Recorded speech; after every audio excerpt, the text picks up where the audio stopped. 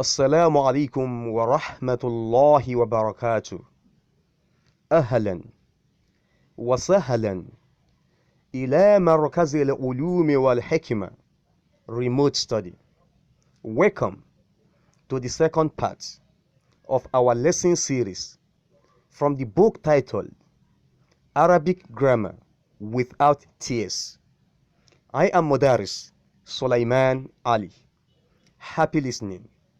المدخل-إلى-علم-النحو, the introduction to Arabic syntax. المدخل-إلى-علم-النحو, the introduction to Arabic syntax.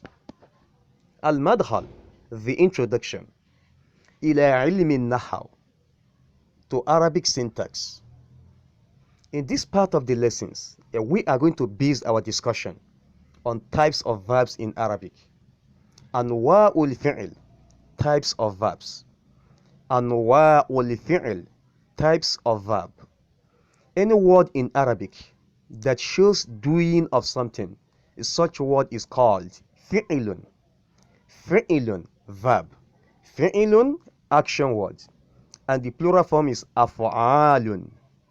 Af'alun, verbs or action words. So wahid, number one. Al-fi'lu al-madi. Al-fi'lu al-madi, past tense. Al-fi'lu al-madi, past participle. Al-fi'lu al-madi can be translated in two ways based on the way it is being used in a statement. One can translate al-fi'lu al-madi as past tense when the time of the action that was completed in the past is mentioned. For instance, I may say, رجعت من المدرسة ساعة الواحدة. رجعت من المدرسة ساعة الواحدة. رجعت, I came back. من المدرسة, from the school. ساعة الواحدة, at 1 o'clock. So now I have told you about the action that was completed by me in the past, with the time in which it was completed. Such action is called al-fi'l al-madi, past tense. So we can also translate al-fi'l al-madi as past participle. For instance, somebody may ask you in Arabic, هل رجعت من المدرسة? هل رجعت من المدرسة? هل رجعت, have you come back? من المدرسة, from the school. Now the answer, نعم رجعت. Na'am, yes, raja'atu, I have come back. Did you mention the time? No.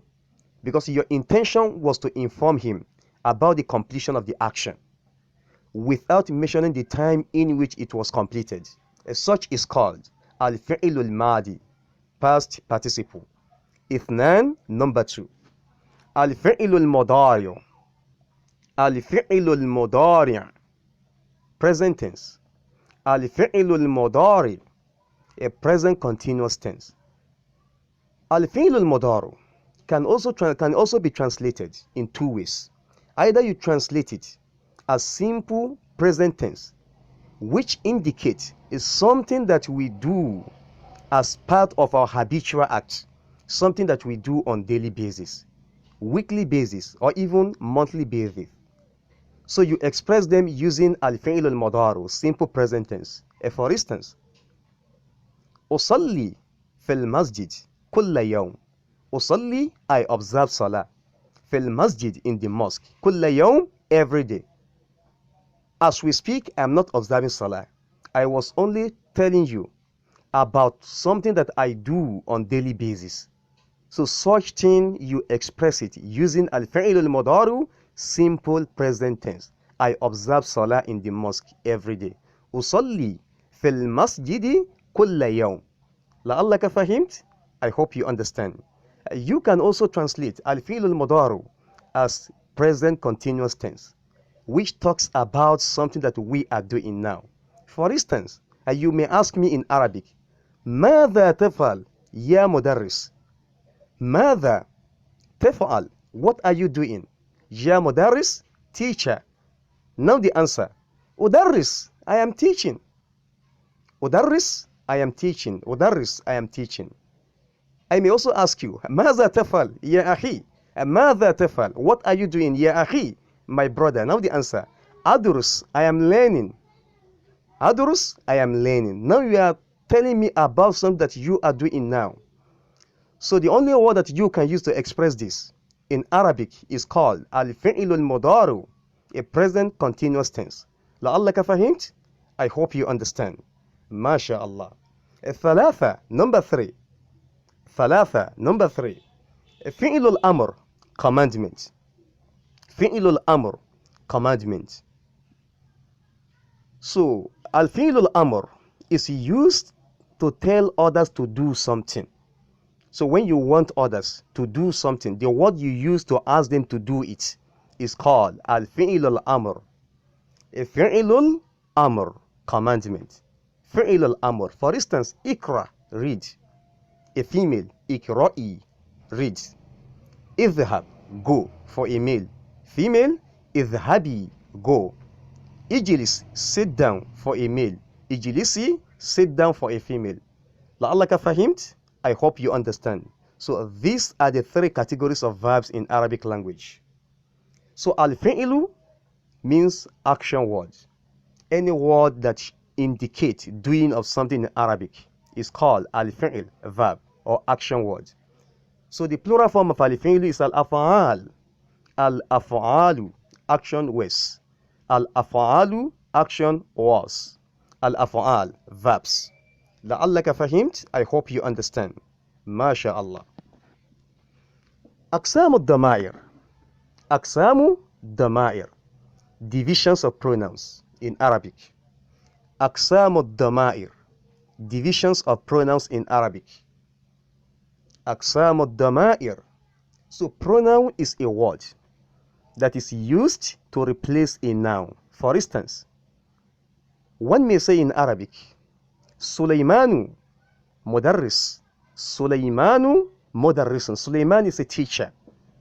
Now you want to say what I have just said without mentioning my name anymore. So how do you say it? You are going to replace my name with huwa. Huwa mudarris. He's a teacher.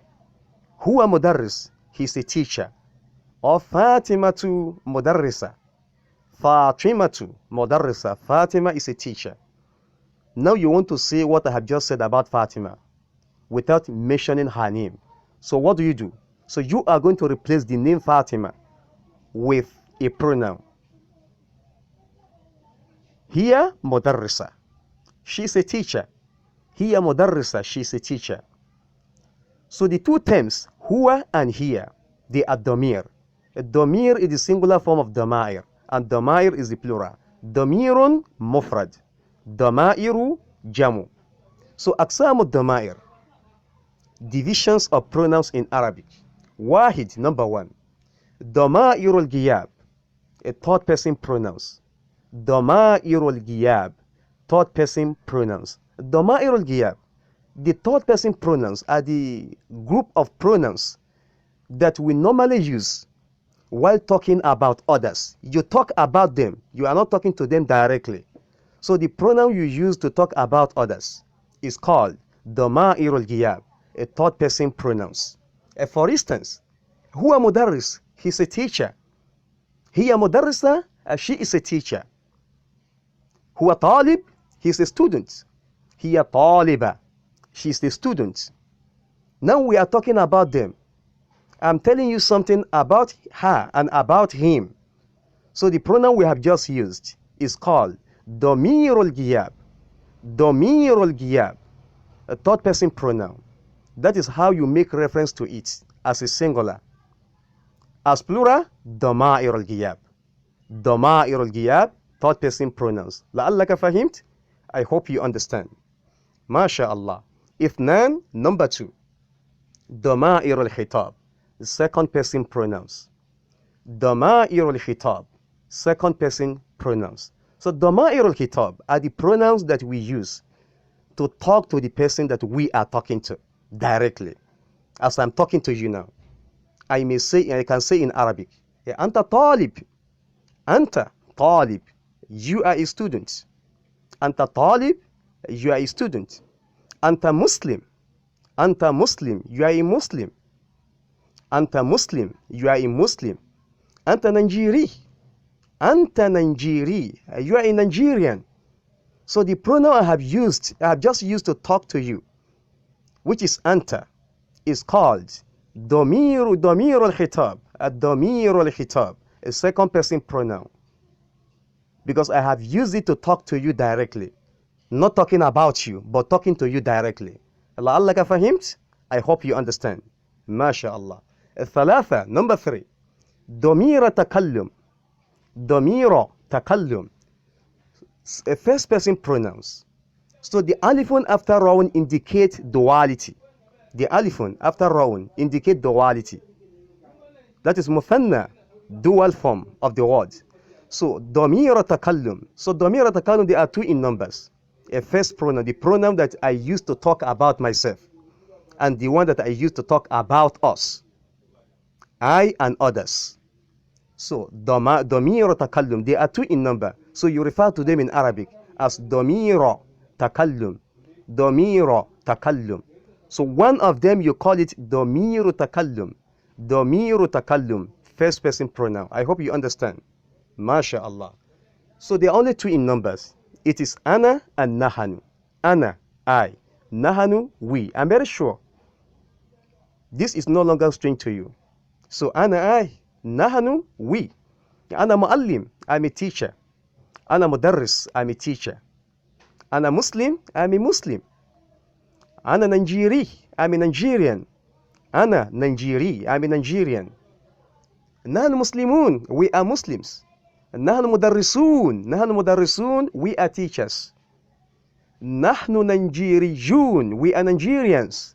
نحن نيجيريون, we are Nigerians. The pronouns I have just used, أنا and نحن, is called ضمير تكلم. ضمير تكلم, first person pronoun. Because I have used them to talk about myself and equally talked about us. I hope you understand. ما شاء الله.